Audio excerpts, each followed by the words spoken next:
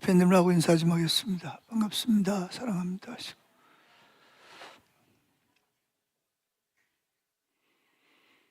네, 오후에는 좀 쉬시고 싶을 텐데 많이 오셔서 감사합니다. 오늘은 일의 소명에서 마지막 장입니다. 제 7장. 이제 오늘 하면 다음 주부터는 이제 4권으로 넘어갑니다. 예? 8장도 있나요? 아, 그렇구나. 9장도 있어요? 그렇구나. 나는 8장에 단 줄 알았더니, 참 7장에 단 줄 알았더니 9장까지 있네요. 자, 오늘 주제는 하나님의 소명입니다. 일은 하나님의 소명. 첫째, 일은 하나님의 소명이다. 소명이 뭐라 그랬죠? 부르심이라 그랬습니다.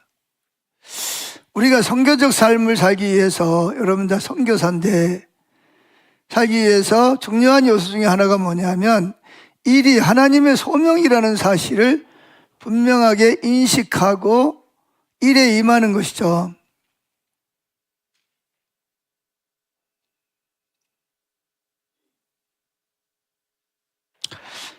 그래서 첫째로 일은 하나님의 소명, 즉 부르심이다. 근데 우리가 앞에 살펴본 대로 일은, 노동은 우리가 여러분이 가지고 있는 가정이라든지 또는 직장일이라든지 그런 부르심, 하나님의 부르심. 그런데 안타깝게도 오늘날의 많은 기독교인들 중에는 자기 일을, 자기 직장이나 자기 어떤 가정일이건 일을 하나님의 부르심의 소명이라고 인식하고 그 일을 하는 사람들이 그렇게 많지 않다는 거예요.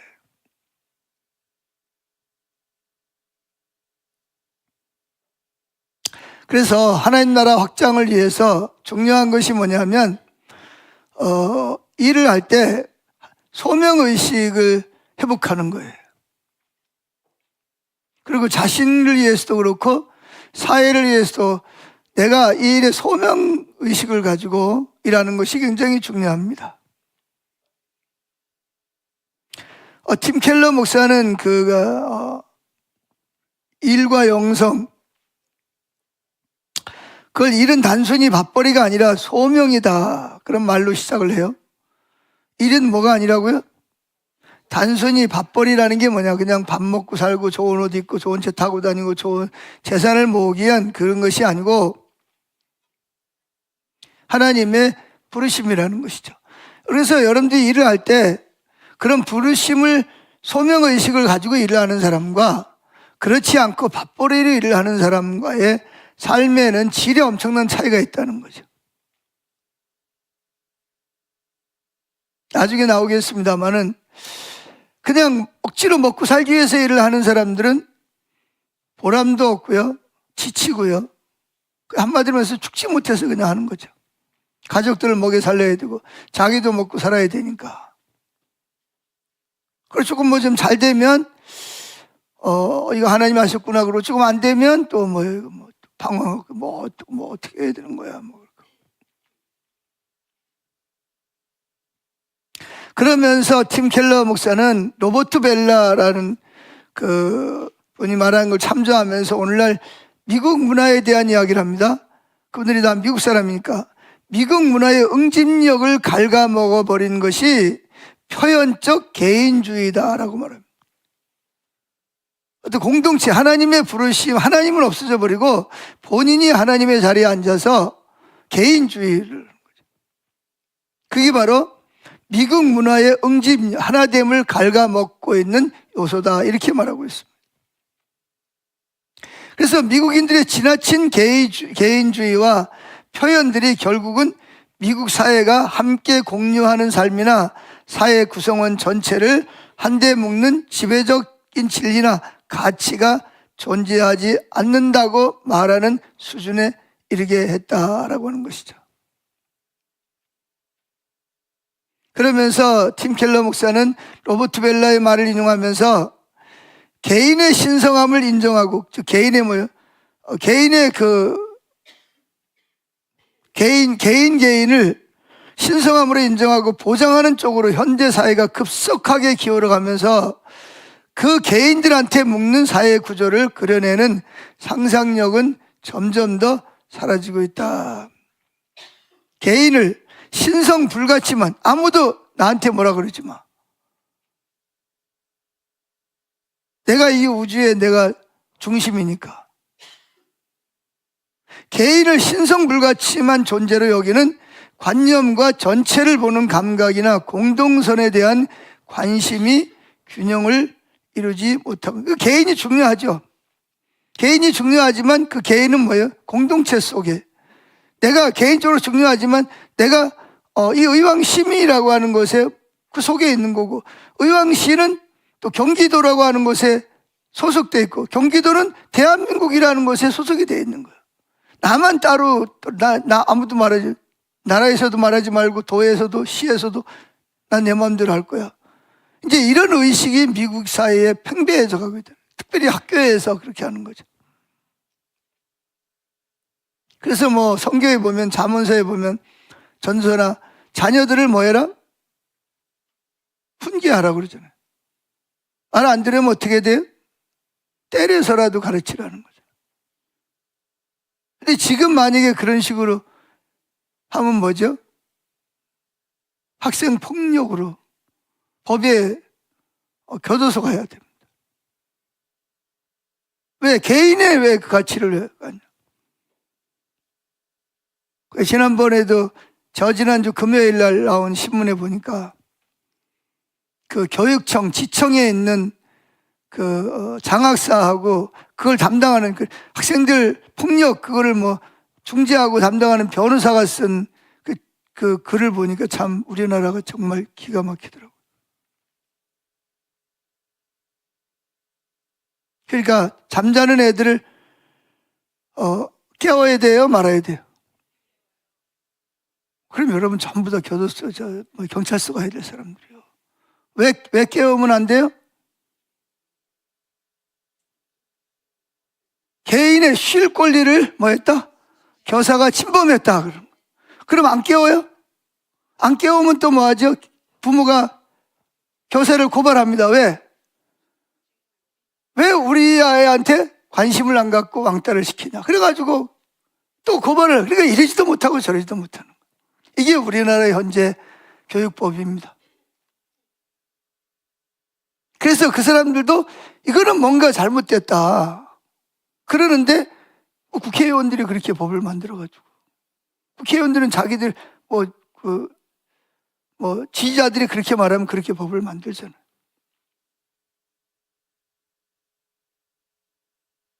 그러니까 깨워도 문제고 안 깨워도 문제고.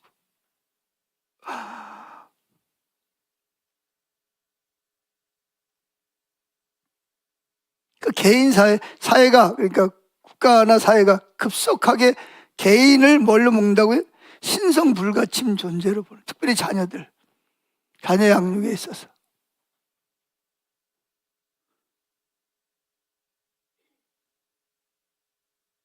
그래서 사실 이거는 뭐 미국만의 문제가 아니잖아요. 전 세계적으로 지금 그렇게 가고 있는 거예요.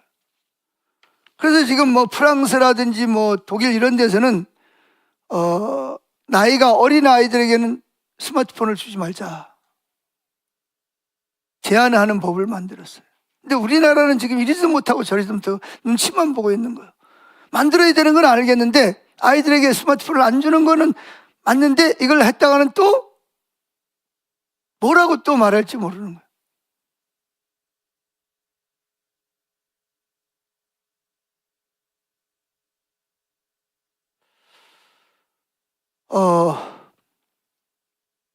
그러니까 누가 없냐면 결국은 하나님 자리를 정확하게, 선악과를 따먹은 것처럼 하나님 자리를 정확하게 사람이 가서 그 자리에 앉아 있는 거예요.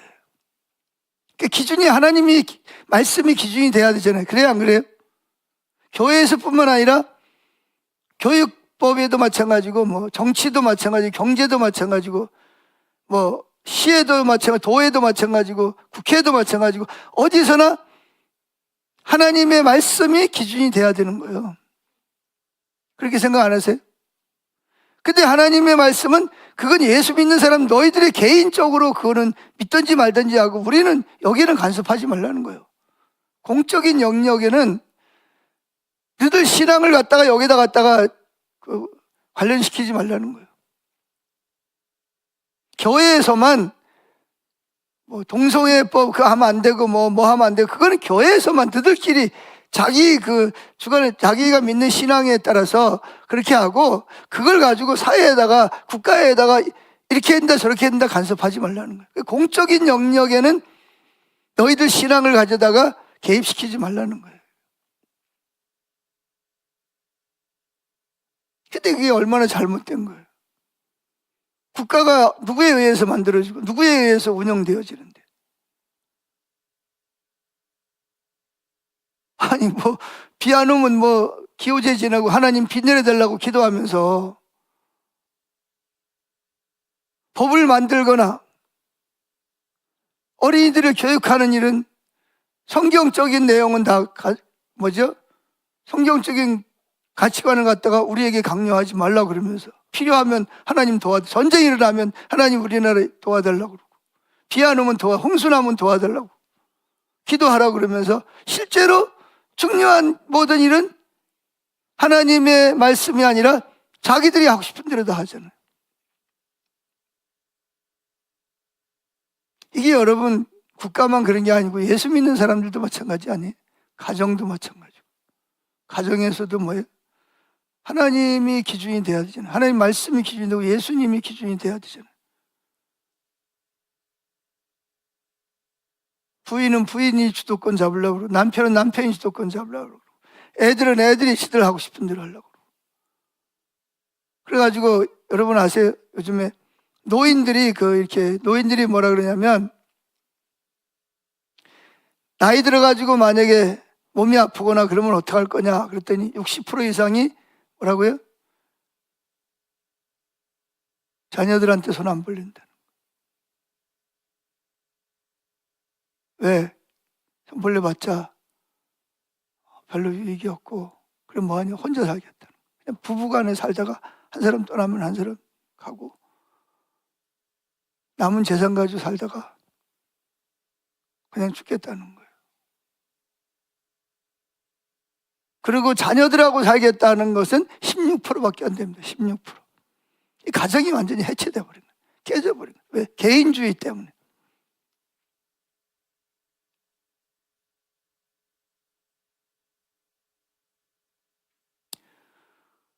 그래서 직장도 마치 그런 식으로 생각을 하는 거예요. 일은 그저 개인의 이익을 도모하는 단순한 수단이 아니라는 겁니다. 일은 모두의 유익을 기여하는, 나만이 아니라 내 가족만이 아니라 이 사회와 이 국가의 유익을 위해서 기여하는 행위로 보아야 하는 것이 그게 일의 소명에 대한 부르심이라는 거예요.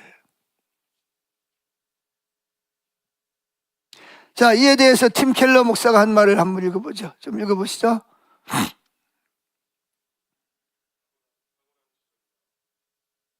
탁월한 지적이다. 벨라의 말대로라면 인간의 일이란 단순한 밥벌이가 아니라 소명이라는 관념을 회복하는 것이 해체된 사회를 살리는 소망의 끈이 될 수 있다. 직업을 말하는 영어 보통 명사 보케이션의 어원은 라틴어 단어 보카레다. 요즘은 일이라면 먹고 살기 위한 노동을 가리키는 경우가 대부분이지만 본래의 의미는 달랐다. 누군가가 하라고 시키면 이 편에선 자신이 아니라 불러준 일을 위해 그 요구에 따를 때에 일은 소명이 될 수 있다.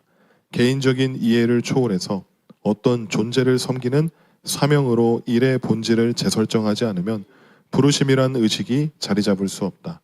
앞으로 살펴보겠지만 전반적으로 자기 완성의 도구이자 자아 실현의 수단이라는 노동과는 벨라를 비롯한 여러 학자들이 지적하듯 개인을 파괴하고 더 나아가 사회 자체를 붕괴시킨다.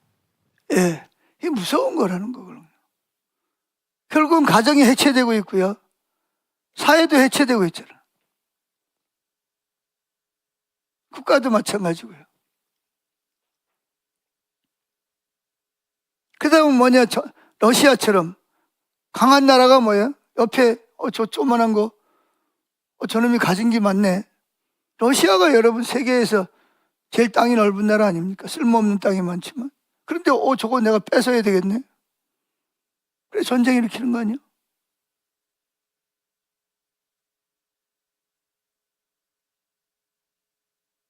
근데 여러분 아세요? 러시아의 대통령이 누구예요? 거기에 러시아의 쉽게 말하면 교황이 제일 친한 사람이 러시아 대통령. 둘이 아주 짝짝꿍이에요.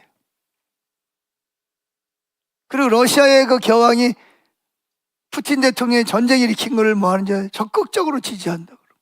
그게 성경적이에요. 사람이 죽어나가 자빠지고, 수많은 이재민이 생기고, 어린아이들이 고아가 되고 과부가 되고, 러시아에 얼마나 많은 과부가 있습니까?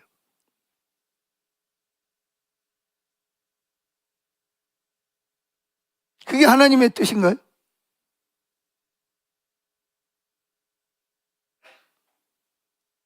그러니까 하나님은 상관없어요. 그냥 자기가 유익하면 다 괜찮은 거야, 그냥.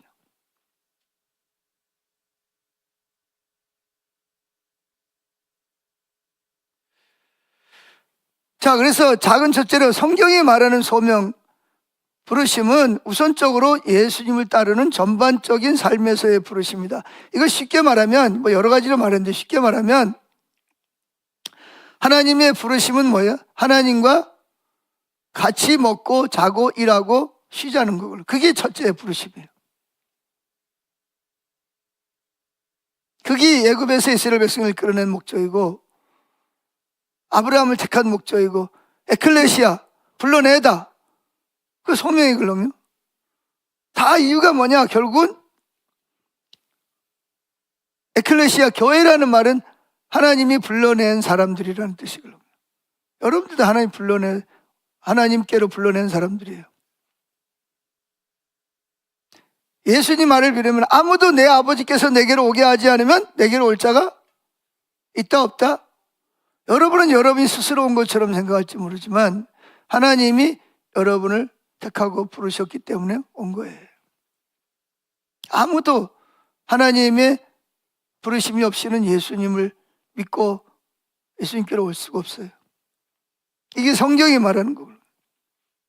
그래서 이 부르심에 대해서 가장 잘 말해주고 있는 성경이 어디냐? 로마서 7장, 고린도전서 7장입니다. 한번 읽어보죠. 고린도전서 7장 20절 시작.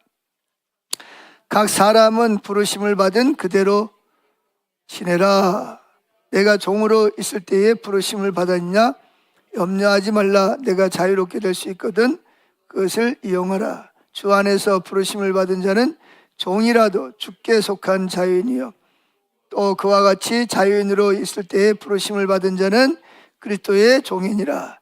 너희가 값으로 사신 것이니 사람들이 종이 되지 말라.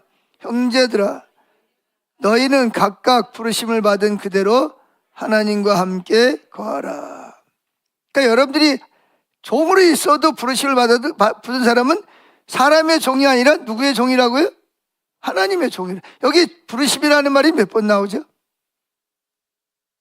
예? 한번 세어보세요. 20절에 몇 번 나와요? 예? 20절만 몇 번 나와요? 2번 나오죠. 22절 또 2번, 23절 한 번. 계속 부르심이라는 말이에요. 부르심이라는 말이 뭐라고요? 소명. 그래서 여러분들이 앞에서 보케이션이라는 말이 뭐예요? 부르심이라는 뜻이잖아요. 부르심. 그걸 이제 우리나라 말로 직업 또는 뭐예요? 부르심 이렇게 말하는 거예요.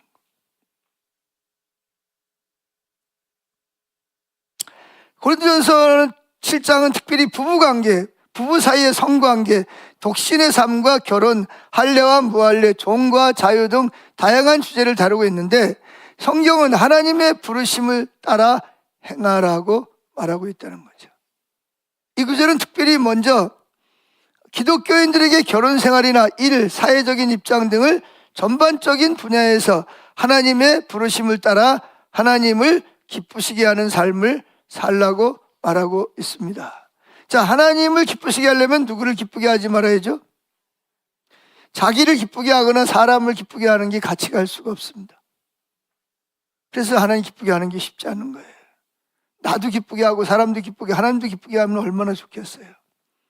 제가 어제 어떤 그 오디오북을 들었는데, 어떤 그 교회 분당에 있는 성남에 있는 어떤 교회 그 은퇴한 장로님이 기업을 하는, 지금도 기업을 은퇴는 했지만 기업을 하니까 어느 날 목사님에게 와가지고 1억을 주면서 목사님 쓰고 싶은 대로 쓰세요.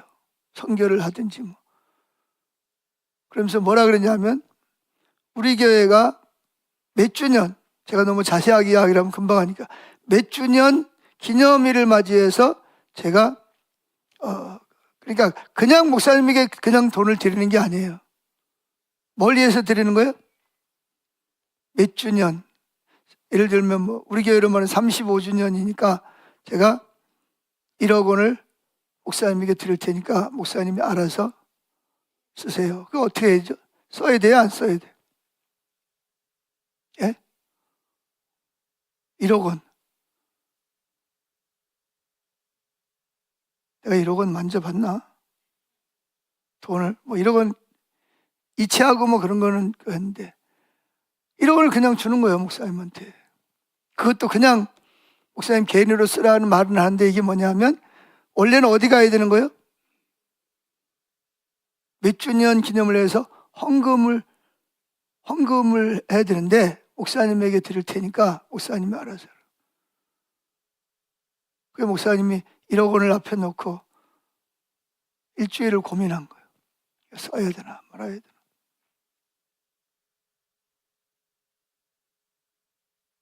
뭐 장로님이 개인에게 준 거니까 아무런, 근데 뭐가 문제면 양심이 허락을 안 하는 거예요.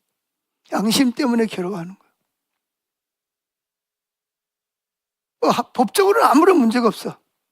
누가 뭐라 그럴 사람도 없고. 그런데 내가 하나님 앞에서 내 양심이, 내가 이게 과연 이걸 써야 되냐 말아야 되냐, 받아야 되냐 말아야 되냐. 얼마 있으면 딸이 결혼도 해요. 목사님 딸이.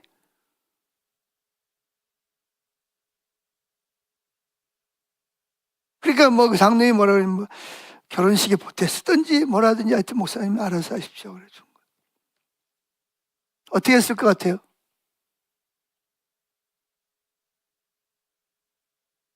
그 목사님도 이게 쓰고 싶어요, 안 쓰고 싶어요? 아니, 솔직히 말해봐요. 쓰고 싶어요, 안 쓰고 싶겠어요? 쓰고 싶어요. 그런데 양심의 소리가 울리는 거죠. 너 그거 몇 주년 기념으로 헌금하는 거를 너한테 준다 그러는데 그걸 과연 네가 써야 되냐 말아야 되냐.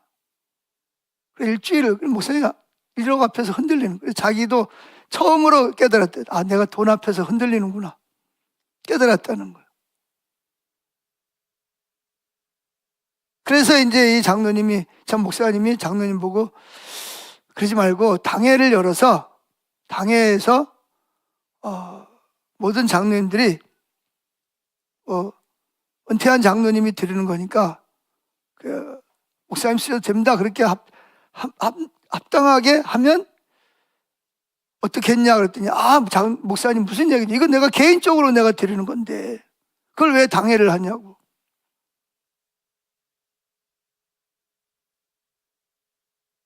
결국 일주일을 써야 되나 말아야 되나.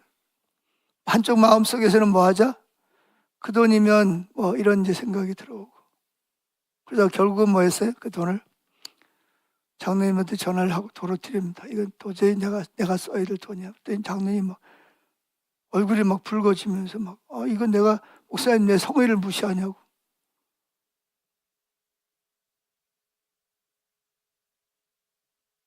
그래서 그 목사님이, 장로님 내가 성의를 무시하는 게 아니고, 이게 무슨 법적으로 하자가 있는 건 아니지만 내가 하나님 앞에서 내가 이건 받을 수 있는 게 아닙니다. 그랬더니 이제 그 다음 날부터 무슨 이야기 알았다 그러고 돈 1억 원을 도로 받아갔는데 그 다음에부터 무슨 소리 들리냐, 장로님이 목사님에게 1억을 줬더니 목사님이 1억이 적어가지고 안 받았더라. 이상한 소문이 막 도는 거예요. 심지어 당회를 하는데 장로님들이, 목사님이 그 아무개 장로님이 1억 원을 개인적으로 쓰라는데 기념글에 쓰라는데 안 받으셨다면서요. 적어서 안 받은 뭐 이런 이야기도 나오고 이상한 소문이 막 퍼져나가는 거죠.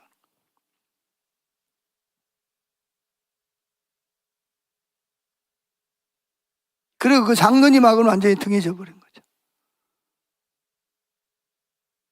그 장로님 봐도 그냥 서로 그냥 인사만 하고 뭐라 그래도 그냥 지나가고 교회 분위기가 싸한 거예요.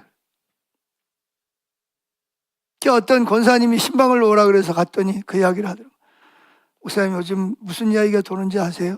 무슨 이야기가 도는데요? 그런 목사님이, 장로님이 1억 원을 줬는데 목사님이 1억 원이 작아가지고 거절했다는 이야기가 지금 교회 안에 딱 퍼져 있다고. 그걸 뭐라고 말하겠어요? 뭐 어떻게 해야 돼요 그걸? 뭐 강대상에서 아니라고 그래요? 한 달 동안 막 교회가 막 뒤죽박죽 막 되고.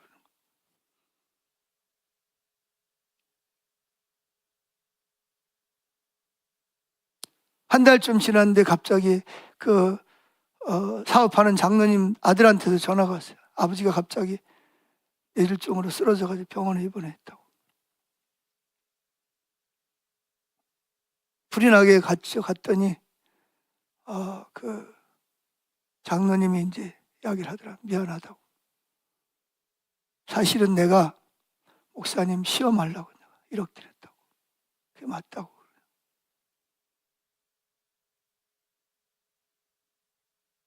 목사님이 여기에서 이렇게 오래도록 목회를 하셨는데 진짜 믿을 만한 사람인지 한번 내가 시험하고 싶어가지고 내가 목사님에게 1억을 드렸다고. 근데 목사님이 그걸 거절해서 내가 기분이 정말 안 좋았다고. 그런 내용의 이야기를 제가 들었는데, 내가 보기엔 그 목사님이 참 훌륭하시더라고요. 그래서 저를 살펴봤어요. 나는 과연 내가 그 목사님 입장이라면 어떻게 했을까? 나는 혹시 1억 쓰지 않았을까? 혼자. 그리고 하나님이 이 일을 통해서 나에게 뭘 말씀하시고 있나. 제가 그거 영성일기에도 썼습니다. 궁금하신 분은 읽어보세요 한번. 영성일기에도 썼으니까. 제가 한참 고민했습니다. 나라면 어떻게 했을까? 또 그게 아니고 다른 분야의 부분에서 하나님이 이분의 말을 통해서 나한테 뭔가 말씀하시고 계시는 것이 아닌가. 저도 한참 고민을 했습니다.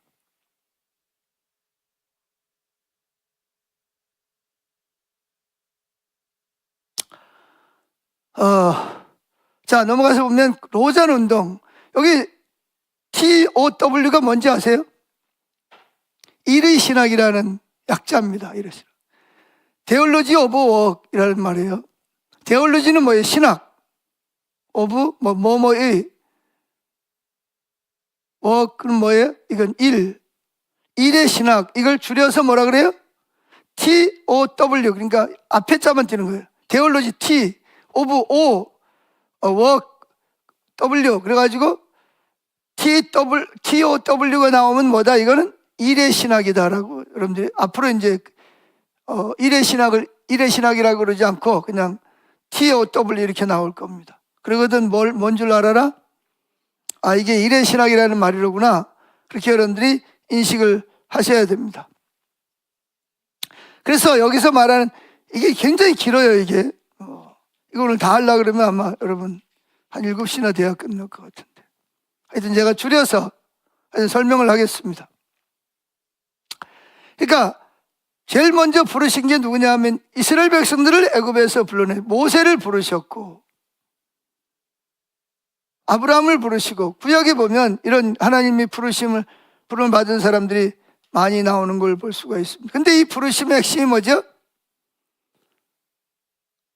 하나님과 함께하기 위한 부르심이에요. 부르심의 가장 기본은 뭐라고요? 우리가 일본 게임 하듯이 그리로 하나님 우리를 부르셨다. 이게 부르심의 기본이 돼야 되는 거예요. 이분도 여기서 이 책에도 그렇게 말합니다. 일본 게임이라는 말은 안 했지만 하나님과 매일 동행하는 삶, 에녹처럼 매 순간마다 주님을 부르고 주님께 묻고 주님의 인도를 따라서 새벽부터 밤늦게까지 사는 삶으로 하나님이 우리를 부르신 거예요. 아멘. 이게 돼야, 이게 이해가 돼야 쉽게 말하면 일터사역이 가능합니다. 이 하나님과의 함께하기 위한 부르심이 이해가 안 되면 실제적으로 일의 소명감을 가지고 하나님을 예배하는 마음을 가지고 이웃을 섬기는 마음을 가지고 선교적 사역으로 자신을 위해서 우리가 일터사역에서 말하는 그걸 실제로 일터사역을 하는 것은 가능하지 않습니다. 이게 기본입니다. 기본.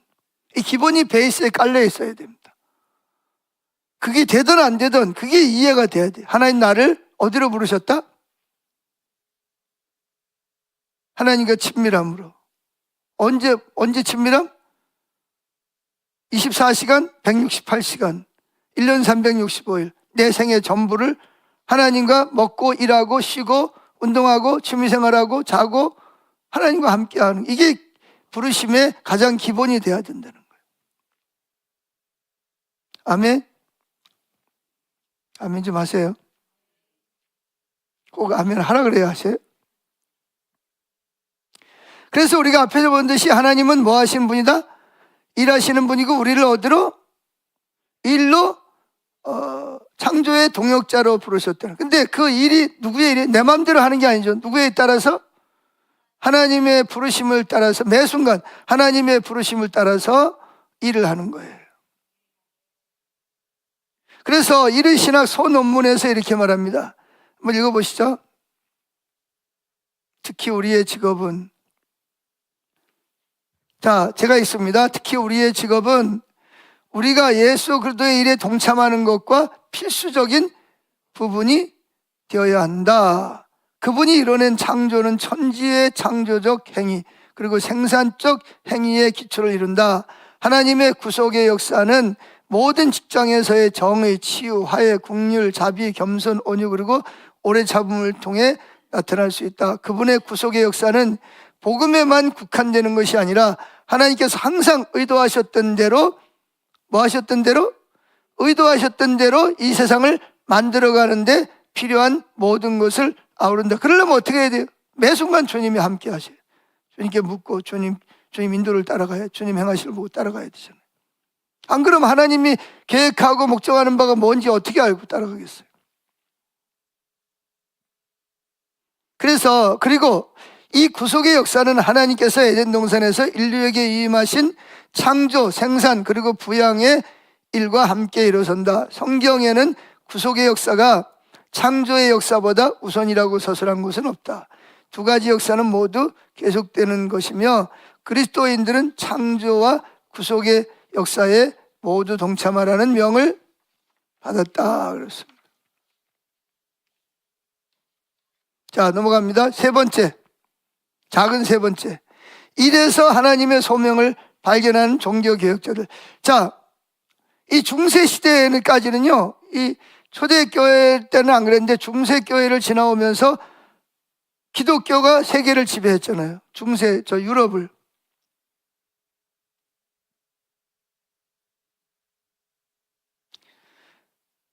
그래서 이 중세시대는 지금도 가톨릭은, 천주교는 그렇게 그런 하나님의 일, 그런 뭐죠? 신부가 되거나 주교가 되거나 수녀가 되는 거예요. 그게 거룩한 일이고 그 외에 다른 모든 직업은 다 이류의 일, 2등 일이라는 거죠. 그래서 일을 하나님의 소명으로 본 사람은 중세시대 때 누구죠? 종교개혁을 일으켰던 마르틴 루터입니다. 그리고 그 뒤를 이어서 존 칼빈도 그걸 주장을 했습니다. 그래서 중세 시대에는 교회가 지상에 실현된 하나님의 나라라는 이해를 가지고 있어요. 그래서 교회가 뭐예요? 구원을 주기도 하고 구원을 뺏기도 하는 거예요. 그래서 가톨릭인들은 평생 몇 번만 가면 천국 간다? 3번만 교회 나가면 교인입니다. 언제죠? 태어나서 영세 받을 때, 결혼할 때, 죽어서 신부가 와가지고 하는 거 3번만 되면 그건 교회 이름만 들어가 있으면 본인은 뭐다? 구원받았다라고 믿는. 물론 거기에 이제 뭐 행함이 따라가고 또 뭐 성찬식도 하고 뭐 그런 부분도 있지만 가장 기본적인 것은 교회가 뭘 한다? 교회가 하나님 나라. 교회의 권세가 막강하죠. 그래서 그 결과 교회에서 일하는 수도사, 신부, 수녀, 주교 이런 사람들만 하나님의 부르심을 받았다라고 생각하는 거예요. 직장의 뭐 부르심 이런 건 그런 거는 인정을 안 했어요. 중세교회 때는, 가톨릭에서는. 그래서 그런 수녀가 된다든지 신부가 된다든지 무슨 주교, 교황 이런 사람들은 신령한 직분으로 이해를 했고 그 밖에 일반 사람들이 하는 일은 세속적이고 천박하지만 먹고 살기 위해서 어쩔 수 없이 해야 되는 것으로 이해하고 있었습니다. 그래서 중세시대에는 육체 노동을 했던 사람들은 더 뭐죠? 천박한 사람들, 하이칼라, 고급스러운 일을 하는 사람들은 더 뭐예요? 천박한 사람들보다는 더 조금 나은 세속적인 일로 생각을 했는데 그걸 깨트린 사람이 누구라고요? 마틴 루터와 존 칼빈입니다. 그래서 고린도전서 7장에 나오는 부르심, 직업 이거를 독일어로 베르프라 그래요. 베르프. 베르프라는 말은 뭐냐? 소명이라. 즉 소명은 하나님의 부르심이라는 거예요. 그래서 이 중세교회 때 이 마틴 루터와 존 칼빈 때문에 가톨릭과 기독교가 개신교 간에 엄청난 이 문제, 부르심이 뭐냐? 신학적인 문제를 가지고 엄청 피투지게 싸웠습니다.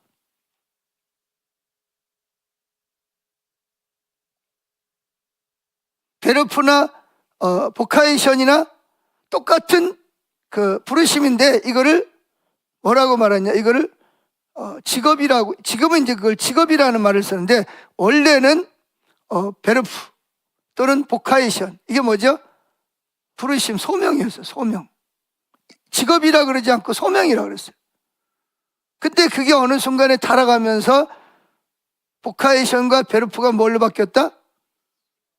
직업이라는, 그냥 직업 속에 뭐가 없어요? 소명이라는 의식은 없어버리고 그냥 껍데기만 남는 결과를 가져온 거죠. 이건 기독교적인 책임이 큽니다.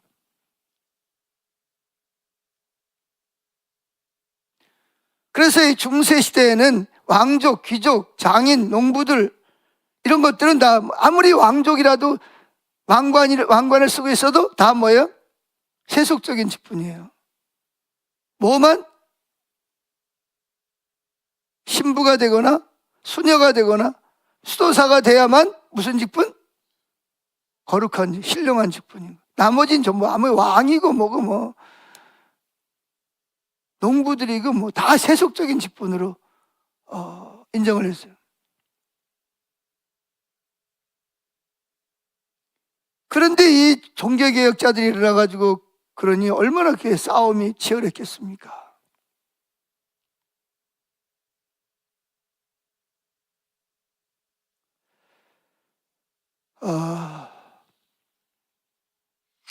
자, 넘어가겠습니다. 자, 빨리빨리 지나가겠습니다. 자, 어디로 가냐면 쭉 넘어가서 죄송합니다. 이거는 하고 지나가야 돼요. 자, 팀 켈러는 루터 여기 있나요? 잘 써요. 읽어보세요 한번.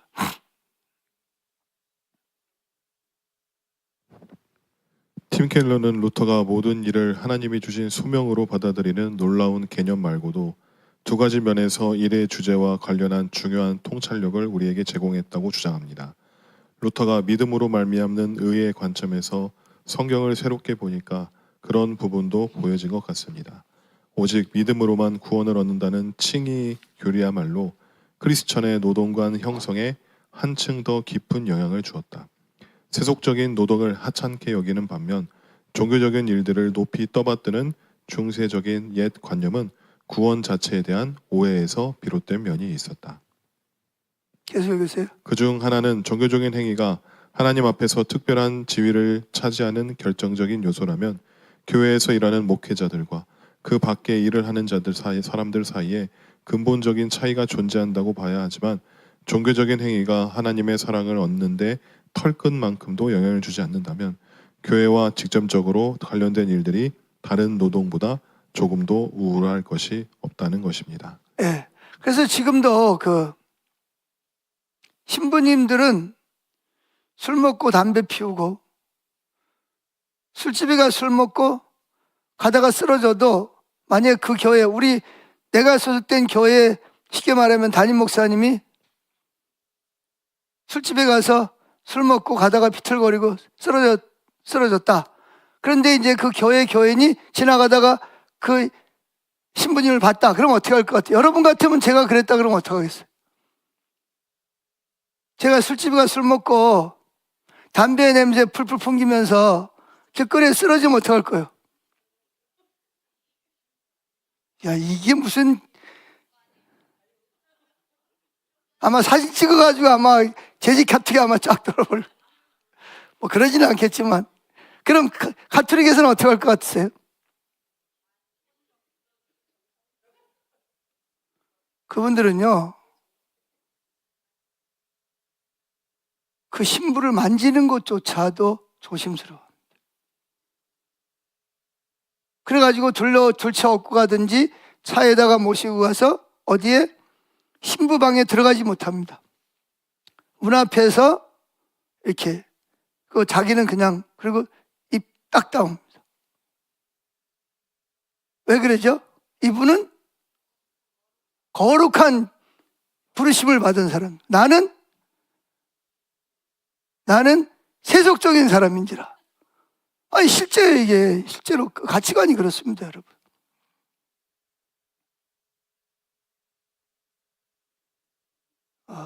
그래서 어떤 목사님, 나도 차라리 신분해야 될 걸. 괜히 내가 목사가 돼가지고. 그래, 이제 거기 이면에는 또 뭐가 있냐? 우리는 결혼을 하고 자녀를 낳지만 이분은 뭐 한다? 하나님을 위해서 자신을 바친 신성한 사람이라는 거예요.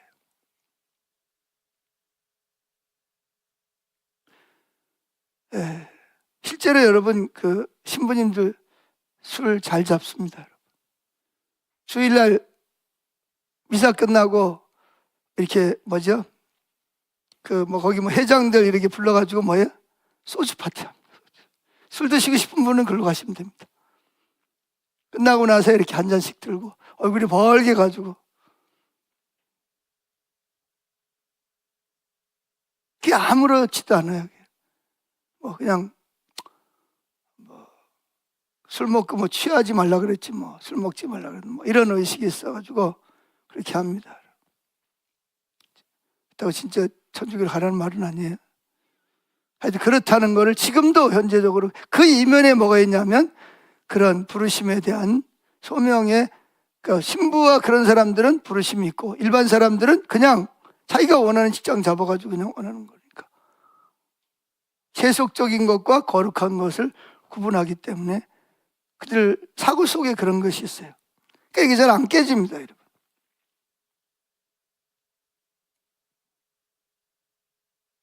자, 그 밑에 내려오면 존 칼빈도 마르틴 루터와 마찬가지 일에 하나님신 소명이라고 부르짖었다. 그러나 칼빈은 루터와 약간 다른 측면에 똑같이 일을 소명을 의식을 가지고 있는데 약간 다릅니다. 칼빈은 노동의 목적을, 일의 목적을 하나님을 높이고 인류를 번성하게 하는 문화를 창조하는 데 두었습니다. 반면에 마르틴 루터는 그 일을 뭘로 봤냐? 이를 피조물을 살피시는 하나님의 거룩한 사역을 수행하는 도구로 받아들였다는 거죠. 하나는 칼빈은 한마디로 해서 모든 문명이라든지 모든 것은 초점이 뭐다? 하나님의 영광. 마틴 루터는 반면에 뭐죠? 이웃을 사랑하는 거. 여기에 초점을 맞추고 있는 거예요. 그러니까 이게 딱 성경적이에요. 칼빈은 하나님께 영광, 마틴 루터는 이웃을 내 몸같이 사랑하는 거. 이 두 가지가 연합이 되는 거죠. 자, 작은 네 번째. 소명의식을 가지고 내가 하는 일을 대하는 것은 매우 중요하다. 자, 우리가 이제 일을 하는 이유는 단순히 돈벌이를 위한 수단이 아니라 하나님의 이 일로의 부르심, 즉 선교사적 사명을 감당하는 그 소명이기 때문에 우리는 소명의식을 가지고 우리의 일터를 뭘로 한다? 선교적 사명을 가지고 일을 하는 것이 매우 중요하다는 것입니다. 그저 좋은 직장에 들어가 돈을 많이 벌고 사람들에게 인정받고 받아서 자기가 원하는 좋은 사람 만나 결혼을 잘할 수 있는 그런 직장을 찾는다면 그 사람은 소명의식이 없는 사람이에요. 그건 정말 말 그대로 세속적인 사람입니다. 그렇게 원하는 것 자체가 잘못은 아닐지 모르지만 그것은 소명의식을 가지고 부르심을 따라 선교사적 사명을 가지고 대하는 태도는 전혀 아니라는 거죠. 그래서 오늘날 어떻게 하면 그 돈을 만질 기회를 얻을 것인가 보다 어떻게 하면 은사와 열정을 최대한 활용해서 주님과 세상을 섬길 것인가를 생각하면서 많은 애를 쓰는 사람들이 있고 하나님 그 사람들을 뭐하죠? 그런 사람들은 늘 선교사역적 저는 또 1분 게임처럼 하나님과 함께 하는 것이 목적이 될 수 있죠. 자, 팀 켈러 목사가 한 이야기를 들어보죠.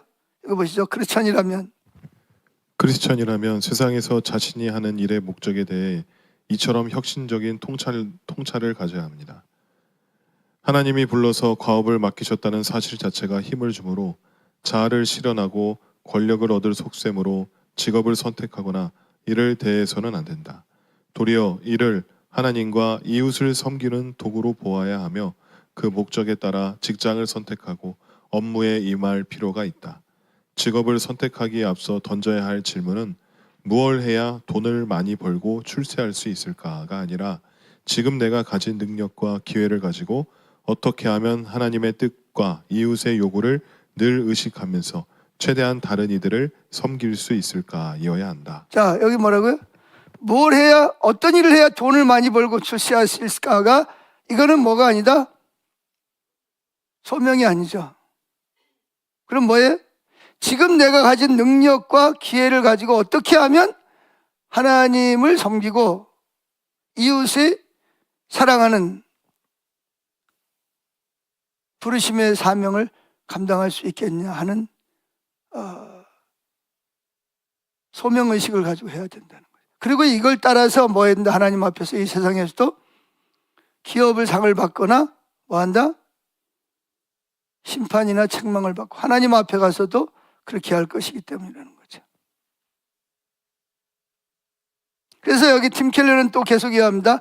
실력을 갈고 닦아서 공부를 열심히 하고 뭐 기술을 익혀서 IT 잘해서 해당 분야의 1인자가 되고자 하는 동기를 지속적으로 불어넣어 주는 건 후자라는 거죠. 제 입속을 채우고 높아지는 데 초점을 맞추면 어쩔 수 없이 일은 뒷전이고 자신을 뭐죠?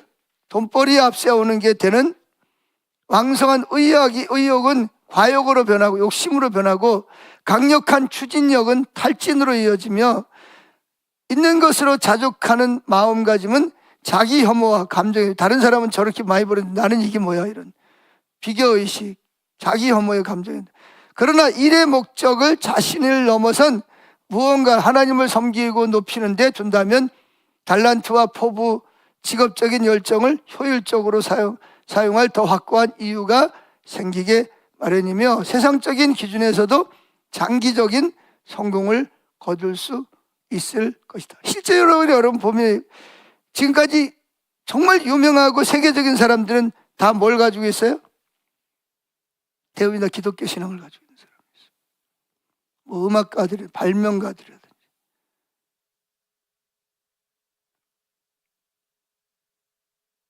그래서 밑에 내려가서 팀 켈러 목사가 이렇게 말합니다. 읽어보시죠. 남을 돕는 일이 아니더라도 모든 노동은 본질적으로 이웃을 사랑하는 행위다. 크리스천은 굳이 직접 목회를 하거나 비영리 자선단체에 들어가지 않더라도 스스로 하는 일을 통해 이웃을 사랑할 수 있다. 그러면서 그는 루터와 칼빈의 말을 인용합니다. 비록 모든 노동이 객관적으로는 다른 이들에게 두루 소중하지만 자신의 일을 의식적으로 하나님이 이웃을 사랑하라고 주신 소명으로 보고 이해하지 않으면 주관적으로는 만족을 얻을 수 없을 것이다. 루터, 부르심에 순종하도록 주어진 세상의 그 어떤 일도 너무 지저분하고 천해서 빛이 나지 않는다는 평가를 받지 않으며 하나님의 눈에는 한없이 소중하게 비춰질 것이다. 칼빈. 이게 위에 비록 모든 노동이 객관적으로 이거는 마틴 루터가 한 말이고 밑에 하는 말은 칼빈이 한 말이에요. 자, 그러면 그게 두 번째. 그러면 어떤 일을 선택할 것인가? 그러니까 내가 하나님 나를 어떤 일로 부르셨는지를 어떻게 알 수 있냐는 거죠. 여러분 생각에는 어떠세요? 하나님이 나를 이 일로 부르셨다는 걸 어떻게 알 수 있을까요? 예? 첫째는 특별한 부르심입니다. 예를 들면 하나님이 아브라함을 모세를 부르죠. 특정한 일로 부르신 거예요. 그렇죠? 특정한 일로 부르시는 거예요. 그래서 그 일, 직업, 과제를 끌어올 때 부르심이라는 단어가 있는데 여기서 하나님이 부르시는 때는 예를 들어서 노아를 불러서 뭘 시켰죠? 방주를 만들으라고 그랬어요. 노아와 아론을 왜 불렀어요? 하나님 백성을 애굽에서 불러내라고 부르신 거죠. 사무엘은 왜 불렀어요? 선지자로 부르신 거. 에레미야, 아모스, 많은 선지자들이 있어요. 뭐 사라, 아브람. 자, 이런 사람들 불렀는데 또 요셉도, 기드온, 사울, 다윗의 후손들, 정치자들도 하나님 부르셨어요. 그 다음에 성막을 짓도록 누굴 부르셨죠? 부사렐과 오홀리압을 불렀습니다. 성전을 짓도록, 성막을 짓도록. 그리고 하나님 누굴 불렀어요? 12명의 사도와 70명의 사도와 120명의 제자들을 부르셨죠. 그 다음에 뭐예요? 성령께서 바나바와 사울을 따로 부르셔서 뭐가 되게 했어요? 최초의 선교사가 되게 하셨어요. 이렇게 항상 부르심이라는 단어가 사용된 것은 아니지만 이와 같은 경우에는 뭐야? 하나님의 그들을 그 일로 부를 때 특정한 그런 부르심으로 부르는 거예요. 누가 봐도 하나님 날 부르시는구나. 이걸 알 수 있도록 부르심이 있다는 거죠. 그건 예를 들면 왕으로 기름 부음을 부는 이것도 부르심이고 세속적인 일이건 어떤 일이건 특별히 하나님의 부르심을 받은 특별한 방법으로 부르심을 받은 사람들이 있고 두 번째가 뭐죠? 덜 극적인 방법을 통한 하나님의 부르심이 있습니다.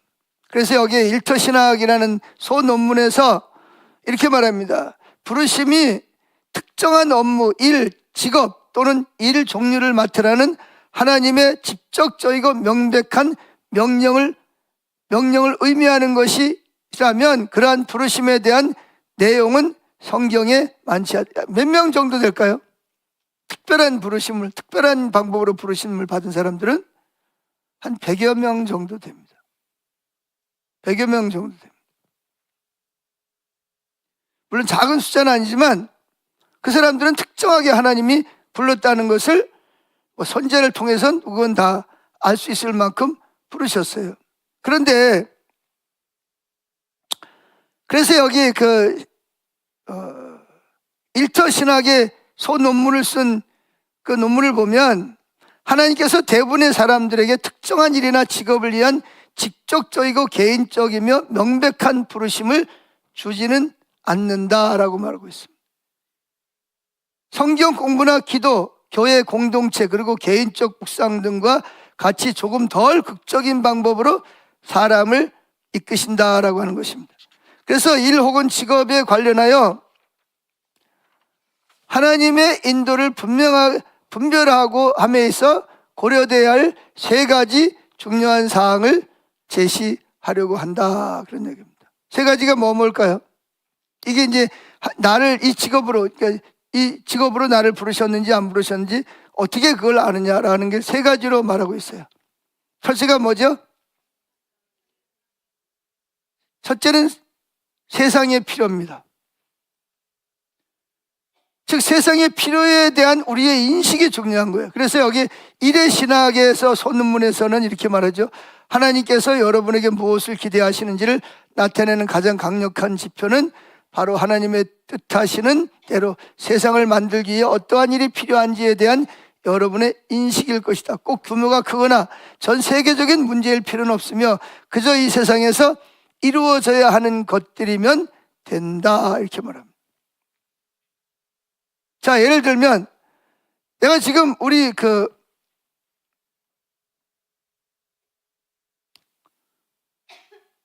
중에 하나가 뭐 자신의 가족과 생계를 위해서 필요를 채우기 위해서 뭐 하는 거예요? 일을 하는 거죠.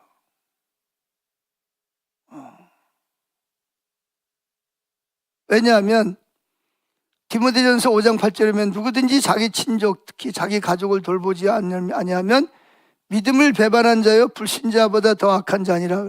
그래서 요즘에 목회를 하다가 이렇게 주일날은 교회에 와서 목회를 하고 월요일날은 여기저기 다니면서 뭐예요? 일을 하는 목회자들이 우리나라에도 많이 늘어나고 있어요. 그래서 전에는 이랬어요. 목사는 절대로 다른 직업을 가져서는 안 된다, 이렇게 못 박았어요. 근데 지금은 좀 달라지고 있어요. 왜냐하면 교회를 해도 뭐가 안 돼요? 내가 목사지만 또 뭐예요? 가정에서 가장이잖아요. 자녀, 가족을 뭐 해야 돼? 부양해야 될 책임이 있단 말이에요. 성경은 그걸 하라 그랬는데 그거 어떻게 돼요? 물론 이제 저는 그걸 꼭 일을 해야 된다라고 안 해야 된다는 말은, 그것도 하나님과의 관계에서 내가 정말 믿음으로 내가 하나님 일을 하면 하나님이 내 필요를 채울 것이라는 정말 믿음이 있어서 난 일 안 하고 그냥 하나님 찾을 거야, 하나님 필요를 달라고 그럴 거야, 그 믿음대로 나는 하는 거예요. 꼭 이렇게 해라 저렇게 해라는 법은 없다고 생각합니다. 지금도 어떤 사람 보면 뭐 교인이 한 명도 없어도 그냥 하나님 앞에 엎드려 기도하는 거예요. 하나님, 저는 하나님 저를 이리로 부르셨다고 믿고 저는 하나님만 찾겠습니다. 그러면 뭐예요? 누가 지나가다가 쌀도 갖다 놓고 가고 아무도 없는 데 와가지고 헌금도 하고 가고 필요를 하나님 채우는 사람이 있고, 또 어떤 사람은 뭐예요? 아, 내가 가장인데 일을 해야지. 그래가지고 열심히 주일날 예배 드리고 뭐예요? 월요일 날부터 나가서 일을 합니다. 그 요즘에 제일 일 많이 하는 게 뭐예요? 목회자들이 많이 하는 게 뭐라고요? 택배? 예. 택배도 많이 하지만 택시도 많이 하지만 제일 많이 하는 게 뭐예요? 대리운전을 많이 합니다. 대리운전. 모자 푹 쓰고 모르니까 그냥 대리운전을 많이. 대리운전하다 얻어맞기도 하고 술 취해가지고 막 땡깡 부리고 막 그러죠. 그리고 뭐 또 여러 가지 일을 하죠. 뭐 여기 정대영 목사님 친구, 그 우리 교회 사임하고 그 가 있던 그 친구는 미국에서 그 학위가 받아가지고 왔습니다. 근데 갈 데가 없어가지고 지금 여기 있는 교회로 갔는데, 그게 조건이 뭐냐? 우리 교회는 7, 8명밖에 안 돼서 목사님 사례비를 줄 수가 없어요. 그 대신 사택은 있습니다. 전에 있던 목사님 사택이 있어요. 사택은 주되 사례비는 못 드립니다. 그런 목사님이 나머지는 생활비는 목사님이 알아서 하셔야 됩니다. 그래가지고 이 목사님도 갈 데는 없고 사역은 해야 되고, 그래서 그 교회 간 거예요. 그 목사님, 정대영 목사님 친구입니다, 친구. 그리고 뭐 하냐? 기술을 배웠어요. 그 물에를 가르쳐 주는 거 있잖아, 그지? 뭐지, 이거, 그 뭐라 그래? 타일 붙이는 거. 그거를 배워가지고 자격증을 따가지고 처음엔 다른 사람 따라다니면서 밑에서 일을 하는 거죠. 그러다 지금은 뭐 본인이 맡아서 이렇게 한다 그러는데, 하여튼 그래서 월요일 되면 이 현장에 갔다가 또 저기 쫙 돌아가, 또 금요일 오후 되면, 아니면 토요일 되면 돌아와서 또 주일 지키고 또 월요일 가가지고 하고. 왜? 가정 부양을 해야 되잖아요.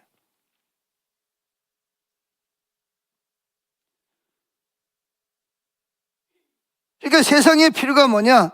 가족의 생계를 위해서 재정적인 책임을 감당하는 자세, 저는 그건 굉장히 훌륭한 자세라고 생각합니다.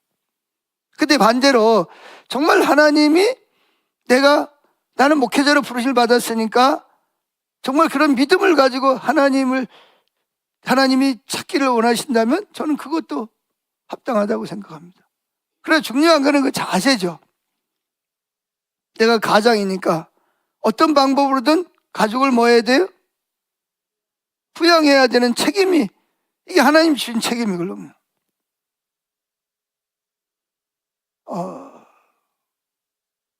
그래서 첫째는 가족을 위해서, 두 번째는 뭐죠? 목사라면 교회 유익을 위해서, 또는 여러분 같으면 더 큰 사회 유익을 위해서 일을 하라고 성경은 명령하고 있습니다. 자, 어디 보냐? 에레미야 29장 5절 7절 읽어봅시다. 너희는 집을 짓고 거기에 살며 텃밭을 만들고 그 열매를 먹으라. 아내를 맞이하여 자녀를 낳으며 너희 아들이 아내를 맞이하며 너희 딸이 남편을 맞아 그들로 자녀를 낳게 하여 너희가 거기서 번성하고 줄어들지 아니하게 하라. 너희는 내가 사로잡혀 가게 한 그 성읍에 멀리하고. 그러니까 첫째는 내 가족을 이해할 뿐만 아니라 두 번째는 뭐라고요? 그 성읍, 내가 살고 있는 이 성읍에 뭘 구하라? 평안을 구하고 그를 위하여 여호와께 기도하라. 이는 그 성읍이 평안함으로 너희도 평안할 것입니까? 첫째는 우리 가족을 먹여 살리고 내가 살아야 되는 일이지만, 더 나아가서는 뭘 위해서? 내 이웃, 내가 살고 있는 이 지역사회, 여기까지, 우리나라 여기까지도 유익한 쪽으로 뭘 해야 된다? 일을 해야 된다. 이해가 되십니까? 두 번째 넘어갑니다. 당신의 재능과 은사입니다. 두 번째 고려해야 할 사항이 뭐죠? 각자의 재능과 은사가 있어요. 성경은 하나님께서 원하시는 일을 사람들이 할 수 있도록 그에게 뭘 주신다? 은사를 주신다고 말하고 있으며, 하나님께서 부여해 주시는 은사와 재능을 나열하고 있다, 그런 얘기. 어디 보냐면 고린도서 7장 17절 6절부터 읽어보겠습니다. 시작. 우리에게 주신 은혜대로 받은 은사가 각각 다르니 혹 예언하면 믿음의 분수대로, 혹 섬기는 일이면 섬기는 일로, 가르치는 자면 가르치는 일로, 위로하는 자면 위로하는 일로, 구제하는 자는 성실함으로, 다스리는 자는 부지런함으로, 긍휼을 베푸는 자는 즐거움으로 할 것이니라. 여기서 보면 하나님의 단순한 소위 교회 사역만을 위한 성령의 은사를 주시는 것이 아니라 세상을 위해서도 하나님이 특별한 은사를 주시기 때문이라는 것입니다. 아멘. 자, 그래서 우리가 나중에 살펴보겠지만 이 점은 매우 중요합니다. 저는 우리나라의 재벌 총수이자 교회 장로인 한 분과 함께 식사하며 교제하며 기도하면서 하나님이 그에게 주신 비즈니스를 위한 성령의 은사를 주신 것을 강하게 느낄 수 있었습니다. 그러니까 어떤 사람은 뭐예요? 여기서 말하는 은사는 꼭 교회 예언하고 방언하고 그런 은사만이 아니라 어떤 비즈니스 사업을 할 수 있는 은사를 주신 사람이 있고, 어떤 사람은 과학적 뭘 연구하고 개발하고 뭘 만들고 그러는 그 은사를 주신 사람도 있어요. 우리 교회도 보면 누가 있어요? 누구예요? 갑자기 생각이 안 나. 자동차 고치는 분 누구예요? 김선호 집사님 같은 경우는 특별한 은사가 있어요. 자동차만 고치는 것이 아니라 어떻게 하면 이 일을 좀 더 쉽고 편리하고 유익하게 할 수 있을까라는 특별한, 제가 보기엔 그걸 뭐 재능이라 그럴 수도 있고 은사라 그럴 수도 있는데 하나님 저건 그런 은사를 주셨어요. 근데 요즘은 그걸 잘 사용을 안 하는 것 같더라고요. 내가 처음에 그걸 발견하고 그쪽으로 한번 잘 익혀 나가보면 어떻겠냐, 그렇게 설명을 했는데,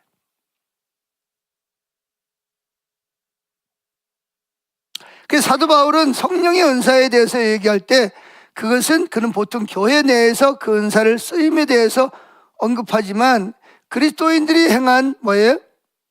모든 일에 주님을 위한 일이라면 성령의 은사가 직장에서도 쓰임을 위해서 주어진 것임을 알 수가 있다는 것입니다.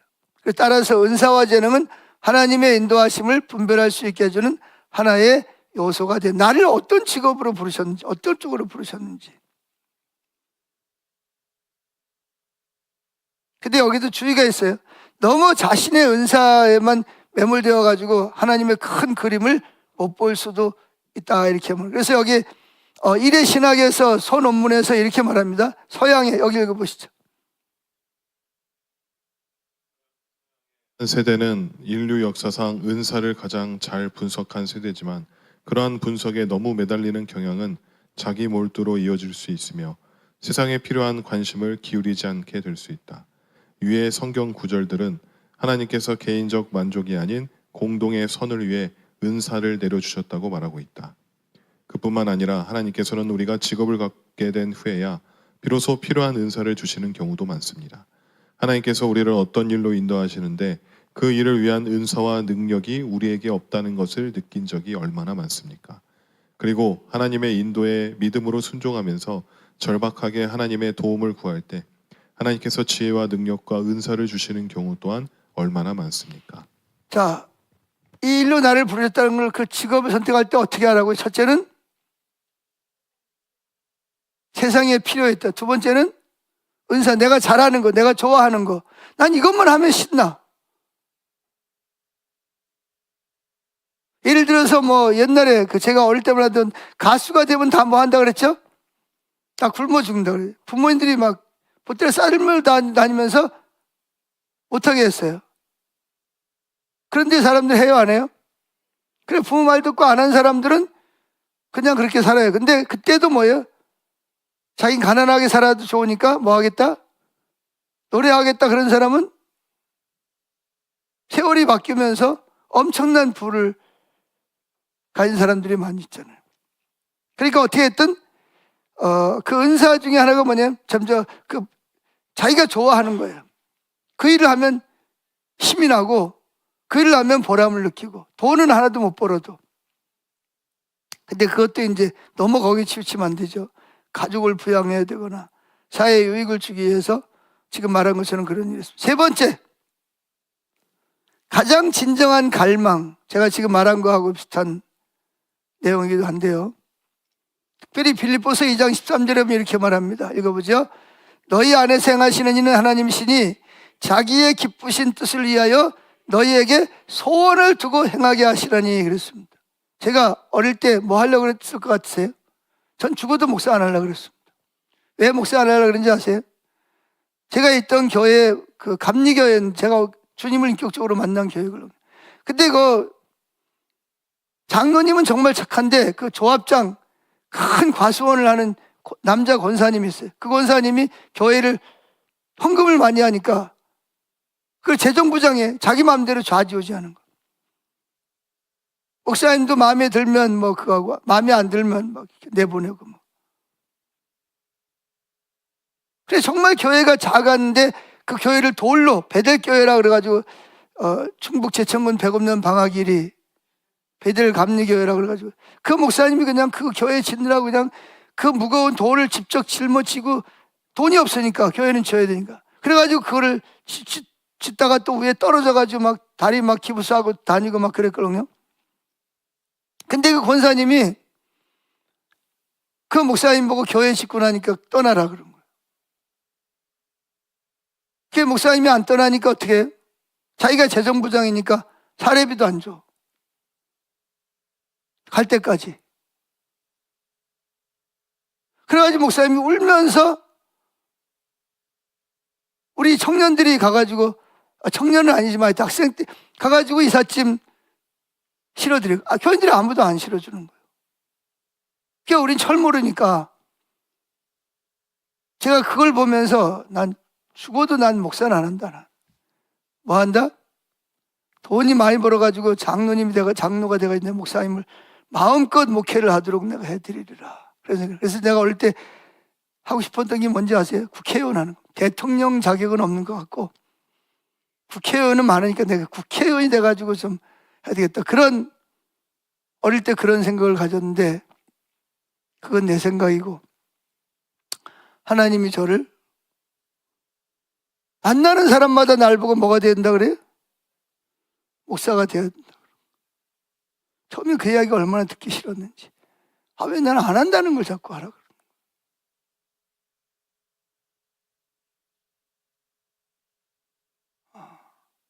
그게 뭐라고요? 세 번째가 뭐라고요? 네. 그게 원하는 게 있네, 갈망. 우리 속에서 일하시는 하나님 우리에게 뭘 소원을 주시는 거야. 난 저 일을 하고 싶어. 그게 갈망을 주시는 거예요, 그게.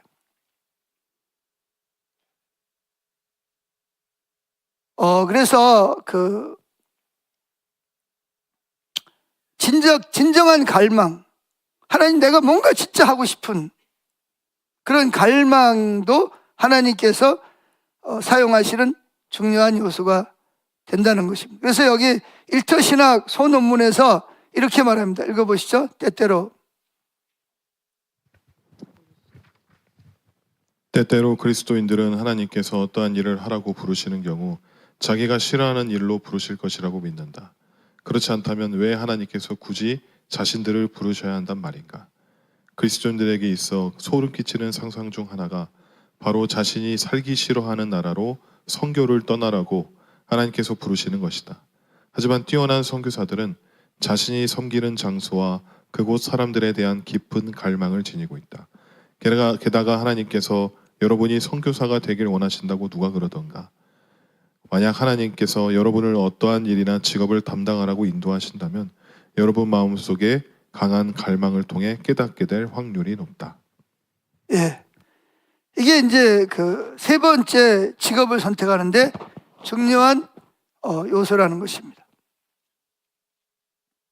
그래서 저도 뭐 여러 나라를 이렇게 집회를 다니고 뭐 사역을 하러 다녀보지만 진짜 사역을 열심히 잘하는 사람들은 대부분이 뭐가 있어요? 부르심이 있어요. 그리고 뭐냐, 그 일을 좋아해요. 그 나라 사람들을 좋아해요. 제가 그래 우리 정대영 목사님 보고 그랬어요. 왜 꼭 일본으로 가려고 그러냐. 저 필리핀에서 그 어떤 선교사님 나이가 많아서 이제 몸도 안 좋아가지고 이제 사역을 그만둬야 돼요. 학교도 뭐 이번에 뭐 졸업하는데 학생들이 뭐 700명인가 뭐 어떤데. 글로 가라. 거기 날 보고 누구 후임자 좀 구해달라는데 당시 젊으니까 글로 가라 했더니 자기는 한 번도 필리핀으로 갈 생각을 해본 적이 없대. 그래서 어디로 가려고 그러니까 자기는 꼭 오키나와, 일본 중에서도 어디로? 오키나와로 가야 된다. 그 오키나와가 제일 삭막한 섬이거든요. 우리나라랑 제일 가깝긴 하지만 그게 뭐죠? 하나님이 마음에 뭘 주신다? 갈망을 주셨다는. 그래서 저도 그 다음서부터는 제가 딱 아무 소리도 안 했어요. 그래, 하나님 당신을 그리로 부르, 갈망이 있으면 그리로 가야지. 그렇게 제가 이야기했는데 여러분도 어떤 일을 할 때 하나님이 여러분의 그리로 부르셨다면 그런 뭘 하죠? 갈망, 그걸 일하는 걸 즐거워하는. 그래서 여기면 이 일조사역 논문에 보면 이런 말이 나옵니다. 이러한 맥락에서 프레드릭 비히너는 다음과 같이 말한다. 하나님께서 당신을 부르시는 곳은 당신이 마음속 깊이 즐거워하고 더불어 세상이 크게 갈망하는 곳입니다. 첫째 뭐가 있어야 된다? 즐거움이 있어야 된다는 거죠. 그 일이 좋아야 되는 거예요. 또 그 다음에 뭐예요? 세상이 크게 갈망하는, 당신 이거 하면 좋겠어. 작은 네 번째, 하나님의 비전을 따라서 일하라. 하나님의 비전을 따라서 일할 때 하나님이 뒷받침하십니다. 근데 여기에서는 몇 가지 이해가 필요해요. 하나님은 당연히 개개인의 성도들을 통해서도 일하시지만 하나님 이 땅에서 하나님의 목적을 성취하기 위해 사용하시는 가장 주된 단위가 어디예요? 교회입니다. 교회. 그래서 교회의 비전이 누구의 비전이에요? 내 비전이 돼야 됩니다. 교회 일이 내 일이 돼야 되는 거예요. 그래서 하나님은 각 교회를 세우실 때 각기 다른 하나님의 비전을 위해 세우십니다. 교회마다 비전이 달라요. 여기 경기중앙교회의 비전이 다르고 또 옆에 뭐예요? 다른 그 교회들의 비전이 각각 달라요. 평촌교회 비전인데 세중앙교회가 평촌교회하고 바로 마주보고 있잖아, 그죠? 근데 서로 비전이 다 달라요. 부르심이 다르다고요. 이해하세요? 우리 교회도 마찬가지죠. 우리 교회도 하나님이 우리 교회를 통해서 이루시고자 하는 하나님이 비전이 마음속에 가지고 있는 비전이 다르단 말이에요. 그래서 각기 다른 하나님의 비전을 세우시는데 우선 그 비전은 각 개인이 아니고 교회가 하나님 위에 세운 원대한 계획을 말하는 것이 아니라 참다운 비전은 하나님께서 우리에게 하나님의 뜻과 목적을 보이시는 것으로부터 시작이 됩니다. 하나님 안 보이면 못하는 거예요. 하나님의 뜻과 목적을 보이시고 교회가 그걸 분별하고 따라가는 거예요. 목사 혼자 이게 비전이다 그런 게 아니라 교인 전체가 기도하면서 이게 진짜 하나님 우리를 부르심이 맞다 확인하고 교회가 그 길로 가면 여러분들은 모두가 다 그 비전이 저와 여러분의 비전이 돼야 됩니다. 아멘. 그래서 비전에 대해 뛰어난 비전의 능력이라는 조지바나 박사가 쓴 비전을 이렇게 정의하면 이렇습니다. 사역을 위한 비전은 하나님에 의해 그분이 선택한 종들에게 주어진 선호되는 미래에 대한 선명한 정신적 이미지이고 그것은 하나님과 자신과 환경에 대한 정확한 이해를 기초하고 있다. 이렇게 말하고 있습니다.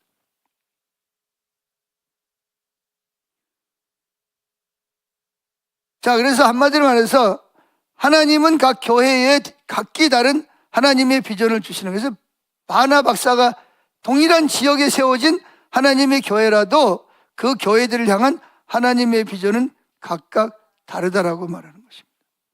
만약 그렇지 않다면 뭐예요? 교회가 서로 뭐예요? 피 터지게 싸웁니다. 똑같은 비전을 가지고 이 교회도 이걸 위해서 저 교회도 저걸 위해서 그럼 뭐하겠어요? 서로 경쟁하고.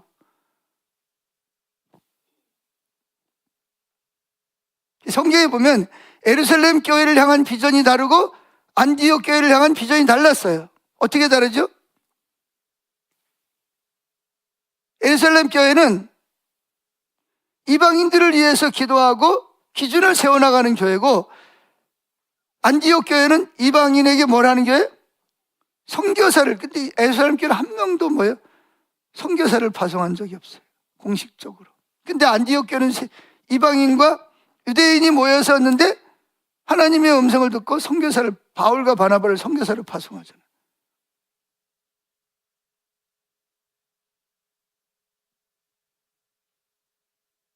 그래서 하나님은 하나님의 비전을 성취하기 위해서 각 교회에 그 비전에 맞는 지체들을 불러 모으신다는 것입니다.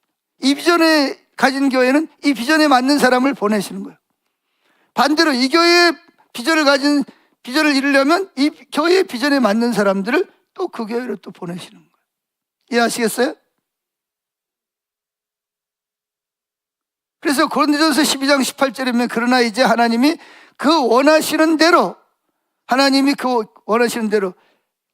그러니까 교회를 위해서 그 지체를 각각 몸에 주셨다 이렇게 말하고 있습니다.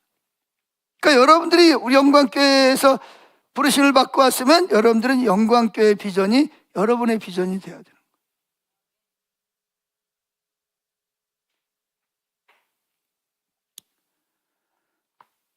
자, 그래서 이제까지 우리가 쭉 이렇게 밑에 보면 포도남교회 비전에 대해서 쭉 이렇게 여 목사님이 설명의 대부분이 다 그런 내용들입니다.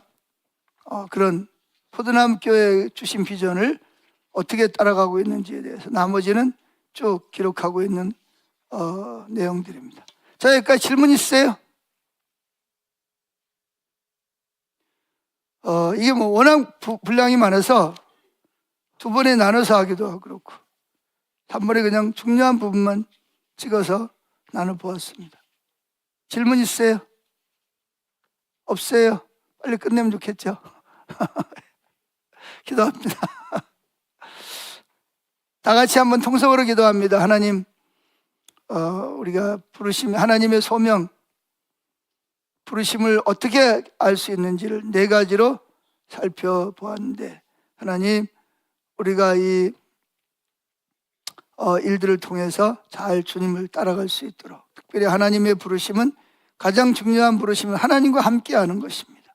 그게 기본적이고 가장 그것이 돼야 다른 부르심을 이해하고 따라갈 수 있습니다. 성령님, 그래서 1분 게임을 우리 교회가 잘할 수 있도록, 그래서 1분 게임 책을 읽고 실제로 1분 게임을 하고 영성의 길을 쓸 수 있는 그런 은혜를 부어달라고, 그리고 또 일을 하되 뒤에 우리가 배운 대로 그 부르심을 따라서 각자 맡은 일들을 잘 감당하고, 교회적으로도 또 각 교회마다 부르심을 비전을 보고 잘 따라갈 수 있도록, 그래서 연합해서 하나님의 나라를 이룰 수 있도록 위해서 다 같이 기도합니다. 할렐루야. 감사합니다. 아버지, 오늘도 부르심의 소명에 대해서 살펴보았습니다. 주님, 특별히 우리가 나를 어디로 부르셨는지, 어떤 또 일터 사역으로 나를 부르셨는지 하나님 잘 우리가 분별하고 깨닫고 따라갈 수 있도록 은혜를 부어 주시옵소서. 분별력을 주시고 지혜와 계시형을 부어 주시옵소서. 사랑합니다. 감사합니다. 오늘 특별히 하나님 아버지, 이곳에 모인 한 분 한 분을 축복합니다. 아버지, 마음에 기쁨을 주시고 기름을 부어주시고 즐거움과 행복함을 주시고 매 순간마다 주님을 의식하고 주님의 이름을 부르며 주님을 기뻐하며 주님 말씀하시면 전적으로 순종하고 따름으로 인해서 하나님만 할 수 있는 놀라운 일을 경험하게 하여 주시옵소서. 또한 가정과 일터에서 이 사역을 통해서 매 순간 하나님과 동행함으로 인해서 하나님의 그 기쁨의 물결이, 하나님의 기준이 우리 가정과 직장과 또 우리나라와 민족 가운데, 온 세계 가운데 세워지게 하옵소서. 사랑합니다.